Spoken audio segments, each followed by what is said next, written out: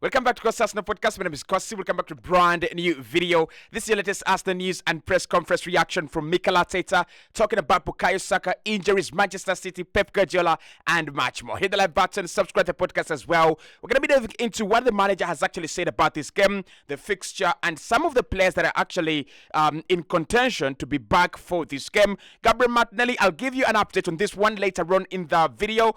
So make sure you're subscribing and make sure you're watching towards the end, right? So we'll be talking about Gabriel Martinelli, we'll be talking about Saka, we'll be talking about some of the players that could be making a return as well, right? I want your thoughts about this game as well in the comment box below. So let me know, do you think Arsenal have a big chance of winning this game? I'll be uploading my video on how to beat Manchester City. Wolves have done it, so Arsenal could do it as well this weekend. But I'll be dropping my video on how to beat Manchester City very, very soon. Right, let's get into Mikel Arteta's press conference reaction and see what the manager has been talking about, really. First and foremost, was asked about Bukayo Saka's fitness, and he said, well, Bukayo Saka is in contention. We will see. We'll see how he progresses from here to Sunday. Obviously, he had to leave the pitch against Lens very, very early, and that's never good news. But let's see how he recovers until Sunday as well. So the doctors, according to Mikel Arteta, they've actually told him that Bukayo Saka is in contention. And if you don't understand what that means, it means that he's available, but he has to make some late fitness tests, right? So you cannot rule him out at the moment. As of Friday and Saturday, we can't rule him out. We cannot say Saka will not play, and we cannot go, well, Saka will start definitely. But the doctors have told Mikel Arteta that he is in contention, and should he actually wish to use him, there is a possibility, there is a chance that Saka will play in this game. Now, I've been playing Fantasy Premier League. I played it a little bit later on. I have not even selected my captain, and time is running out. But listen, I was playing the Fantasy Premier League yesterday, and I did complete it. So today, I was completing my Fantasy Premier League selection, and Saka had a 75% chance of playing in this game. Obviously, it's a massive boost, right?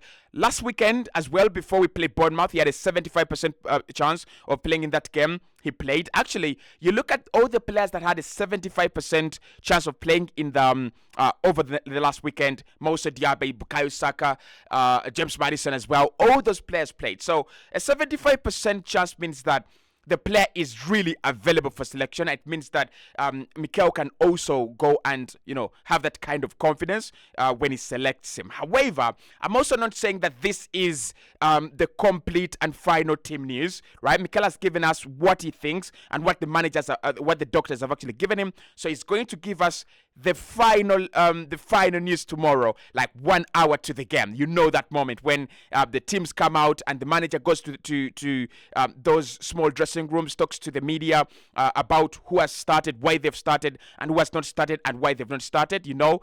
That could be the moment, right? So we'll get back into that. But Bukayo Saka is in contention for that game. Mikel Arteta on what the injury is actually. He says, I will leave that to the doctors at the moment. I don't want to dive into that. The doctors know better. When they say he's in contention, they definitely know the problem and they know the extent and scope of that problem as well. Now, if we play him against Man City, I would love him to rest for the international break. I don't know if Arsenal and Mikel Arteta and Gareth Southgate can actually do that for us. Rest him against Australia and rest him against Italy. I don't have a problem with Saka traveling. I don't have a problem with that. He's got to rest. I mean, just rotate him. Don't play him, right? He can be part of the team. You can pull him out if a game is actually not going your way. But as long as the game is going your way, you don't need to play him. You don't need to put a lot of pressure on him. Mikel Arteta on Thomas Partey's performance, fitness really, not performance. He says, well, he's ahead of schedule. That's for sure. We wanted to have him in the squad if we needed to. The way the game panned out against Lens, we had other necessities and we didn't use him. He will be in the squad tomorrow. That is for sure. So Thomas Partey is in the squad, announced, as well as Saka being in contention. Those are two big boosts up, down there. But my problem with Mikel, he says that the game had different requirements against Lens. I actually don't agree. I actually thought that game was one between the team that had the better resources to exploit the midfield, and the team that didn't have enough to actually get the midfield going. I thought Rice was good. It was average, really, but I would say good, right? It wasn't a very, very bad performance. But when I look back at the necessities that game actually, demanded, you could say that Thomas Partey was one of them. You could say that Thomas Partey was one of the players we could have introduced. Yes, we needed a goal and we needed to, but bringing in Thomas Partey could have brought some kind of calm in midfield. But the good thing is that he's in contention and he's actually in the squad, and that means that Mikel has got to select him. Miguel has got to give him that chance. He gives us a massive boost when he comes back at such a moment. He's one of those players that you really want to have in the squad. He's one of those players that you really want to always be with in the starting 11. Box to box, good. Passing range, good. Break-up play, good. And you combine that with Declan Rice, and you also combine that with the fact that we're gonna be taking on Calvin Phillips and not Lodri. It becomes better. It doesn't get much better than that. So, Mikel, if he can actually get the tactics right, he could actually win this game by an easy mile. Okay, Mikel Arteta on making the most unbeaten start for 16 years. He says, well, consistency, that's for sure. That's what we've been looking for in this league. You have to be at your best every single match. We have managed to win a lot of games, something that we have not done since, that we have not done better at it is when you cannot win. You don't lose it except for midweek in the Champions League, and that's what it requires. Every 3 days you have to be at your best. Well, you've got to give Mikel Arteta a lot of credit, because the honesty, and to be honest, is the fact is that Arsenal was associated with losing games. When he first came in, he came into a side that was associated with losing games. So literally, our daily bread, breakfast, lunch, dinner was Arsenal losing games. There was no ways about it. If Arsenal don't lose, they will get humiliated. If Arsenal don't get humiliated, they will just simply lose, right? But what we've seen with Mikel, and huge credit to him, Arsenal don't like to lose games anymore. Arsenal don't feel like they're going to lose a football game anymore. And even this season when we've not started well, even this season when it's not convincing, it's not fluid, it is not as flexible and tactically greased as it was last campaign, I do not really think Arsenal fans come into a game expecting to lose. Personally, I don't have a game of football this campaign that I've come into expecting to lose, apart from maybe the Manchester City one, which is always a difficult one to call. I think it's look, we are very consistent. We've become very consistent. We've become a much better side, and Man United fans, we've left them in that boat of they're not good enough. We are now good enough. Mikel Arteta on David Raya and how he's settling in at Arsenal. It says very good around the players, with his teammates, around the club. He knows London very well. He knows the way we play, and he's used to that, and he knows the league as well. So he's done exceptionally very, very well. Yeah, I wouldn't really criticize him a lot. I mean, it's Mikel who created the rotation schedule, so we've got to play both goalkeepers. But I've not really found a lot of problems with David Raya. I mean, someone has said that he's being protected by the defense, by the way, that he isn't as good as Ram, and he's being protected by the defense. So I want your thoughts there in the comment box below. Is David Raya being protected by the Arsenal defense, or is he that good? I mean, questions have to be asked, and answers have to be supplied as well. For me, he is good, but also the defense has done a big job to make sure that he's not exposed to shot after shot after shot after shot. Whether that is up to the confidence he gives them and the communication, I mean, we'll find out later. But in terms of shot stopping, we've seen more action from Ramsdale than Raya. And in terms of ball playing, we've seen more action from Raya than Aaron Ramsdale. So we've got to find a balance between those two goalkeepers. But Mikel says no problems with Raya. He's actually starting off his career at Arsenal very well.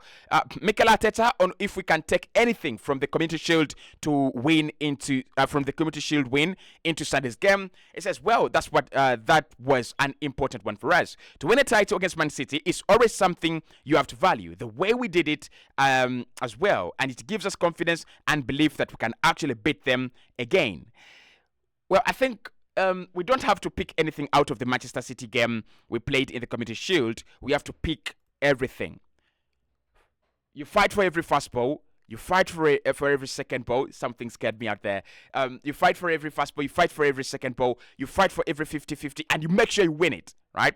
And the tenacity of the game has got to be high, right? You don't slow them down because they freeze time, right? You don't allow them to freeze time. It's a different Manchester City side. Now they have Jeremy Doku. Now they have Matheus Nunes. Now they have a couple of different players actually in this team.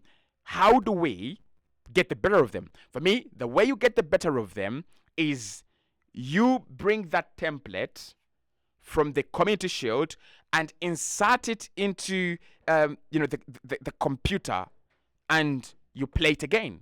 It should be a replay, right? I would even love to see. I mean, it's impossible. Timber is not around anymore. Jesus is back, but I would love to see Kai up top. I would love to see like Timber. I would love to see the same lineup, because that is how you cancel out Man City. That is how you get the better of them, right?